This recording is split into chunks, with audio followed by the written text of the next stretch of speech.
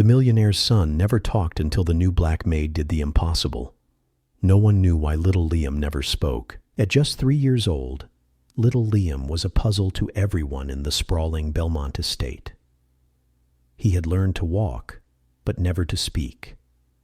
Doctors were summoned, specialists flown in, therapists hired, yet all of them left shaking their heads.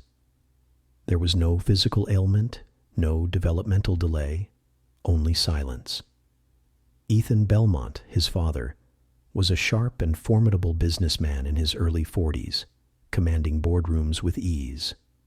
But at home, he was powerless. Since the day his wife had died giving birth to Liam, Ethan had buried himself in work, leaving the boy in the hands of hired help. Nannies came and went, none lasting more than a few weeks. Then came Maya. She had no polished resume, no agency backing her. She arrived in a faded blouse, a small tote in hand, and a calm assurance that surprised even the head butler.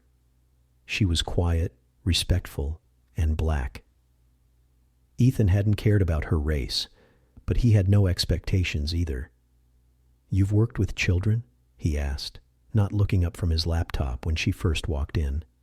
"Yes, sir," she answered softly. "I raised 2 boys of my own." "Just keep him safe," he replied dismissively. No one told her Liam had never spoken. No one mentioned the tantrums, the faraway look in his eyes, or the way he stared at windows as though they were doors to another life.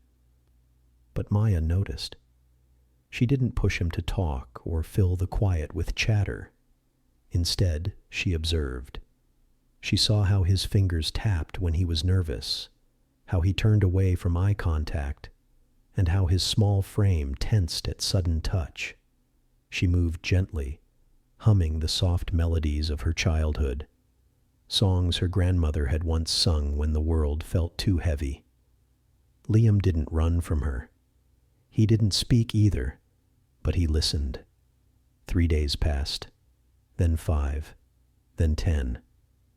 Every morning Maya knelt beside him with a warm smile and said, "Good morning, sunshine." He never replied, but he no longer flinched. She guided his hands to hold a crayon, her fingers wrapped around his as they traced circles together. One afternoon, Maya even coaxed a giggle out of Liam by tickling his feet beneath the kitchen table. Then came the 11th day. She was playing with him near the front door, lying on her back and lifting him into the air like a little airplane. He soared above her, his mouth wide in a soundless squeal, eyes sparkling. It was the first time she'd ever seen pure joy on his face. That's when the front door swung open without warning. Ethan had returned early from a business trip. No call, no message. A briefcase hung from one hand as he froze in the doorway. His son hovered in the air, supported by a woman he'd barely taken the time to notice. The sight stopped him cold. Liam's open-mouthed laughter without a sound, Maya's head resting on the hardwood, eyes startled but steady. "What the hell is going on?" Ethan barked. Maya's grip didn't falter. She slowly brought Liam down, resting him on her chest. He giggled silently and reached up to touch her nose. Ethan's voice cracked. "Why are you lying on the floor with my son?" "Because he's flying," Maya said simply, sitting up with care. "And for once, he isn't afraid." Ethan stared. He had never seen Liam this alive, not in photos, not in videos, not in person. He stepped inside, dropping his briefcase with a dull thud. He looks different," Ethan murmured. Maya said nothing. Liam glanced up at his father, then back at her. And then, clear as day, like a clap of thunder in a silent sky, he whispered, "Maya." The room went still. Ethan's heart slammed against his ribs. He stumbled back a step. What did he just say? Maya opened her mouth, but no words came. Liam touched her cheek and said it again, louder this time. "Maya." Her eyes brimmed. not with pride, but with the quiet ache of someone who understood that trust can't be demanded, and love, even from a child, must be earned. Ethan sank to his knees. His son had spoken for the first time, and it hadn't been his name. Ethan looked at Maya in disbelief. What did you do?" She reached out, brushing a lock of hair from Liam's forehead.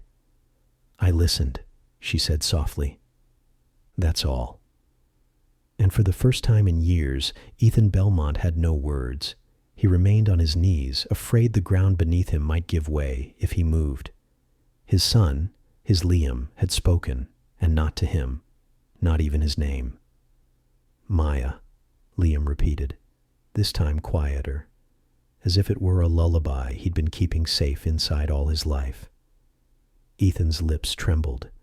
He looked from his son to the woman holding him, like he belonged nowhere else. "How long have you been teaching him?" he asked, his voice barely above a whisper. "I haven't," Maya replied gently, running her fingers through Liam's hair. "I've just been listening and waiting." Ethan's gaze dropped. He had solutions for billion-dollar deals and corporate crises, yet none for this, the silence of his own child, broken by someone he had barely trusted. Slowly he rose to his feet, unsure where to put his hands or his guilt. "I didn't know," he began, but Maya lifted a hand to stop him. "It's not about what you knew," she said. "It's about what you chose to see." Liam reached for the small silver locket around her neck, giggling silently before resting his cheek against her shoulder. Something cracked inside Ethan. Not pain, but an old, stubborn regret. "Do you think he'll say more?" he asked quietly. Maya met his eyes, no longer as an employee, but as someone speaking to a father stripped bare. "If he feels safe," she said, "if he's seen, if he's loved without condition." Ethan exhaled shakily. "I don't know how to do that." "I think you do," Maya said. "You've just buried it under everything else." They stood in stillness, watching Liam play with her necklace and hum softly. It wasn't a tune, not really, but it was sound. It was life. That afternoon, Ethan didn't go back to work. He sat on the floor with Maya and Liam, saying nothing, only watching and listening. His phone rang 6 times. He didn't answer once. The next morning, Ethan was the first to greet his son. Kneeling down, he said, "Good morning, buddy," then hesitated, afraid it might be too much. Liam blinked, tilted his head, and whispered, "Dada." Ethan turned away quickly, biting his lip hard. 2 days later, Maya found a letter on her bedside table, beside a fresh bouquet of lilies and a neatly folded white apron. It read, "Maya, you did something no one else could. You gave my son a voice. I don't know what we would be without you, and I don't want to find out. I want you to stay, not just as a nanny, but as someone who will never again be overlooked. You are family. Thank you. Ethan." A week passed, then a month. Liam was speaking more, not in full sentences, but in precious little words. "Light," he said when Maya pulled back the curtains. "Cookie," he grinned, crumbs stuck to his cheek.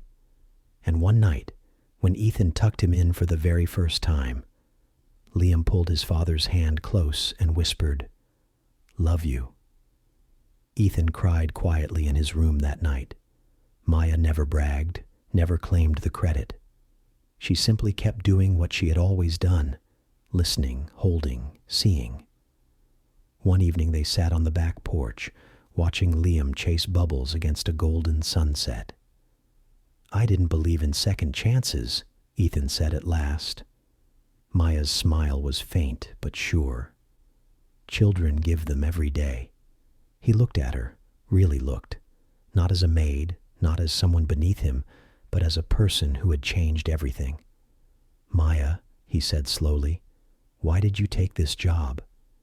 She hesitated. "Because I needed a roof." Then her gaze drifted toward Liam. But I stayed because he needed a voice. Silence settled over them, but it was a warm, gentle silence. Liam came running, barreling into her lap, hugging her tightly. As the sky deepened into night, Ethan realized something unexpected. He hadn't just found a miracle for his son. He had found hope for himself.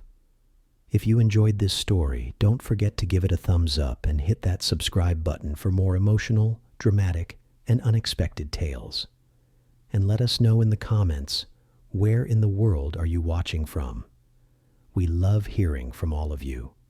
Until next time, stay kind, stay curious, and keep watching.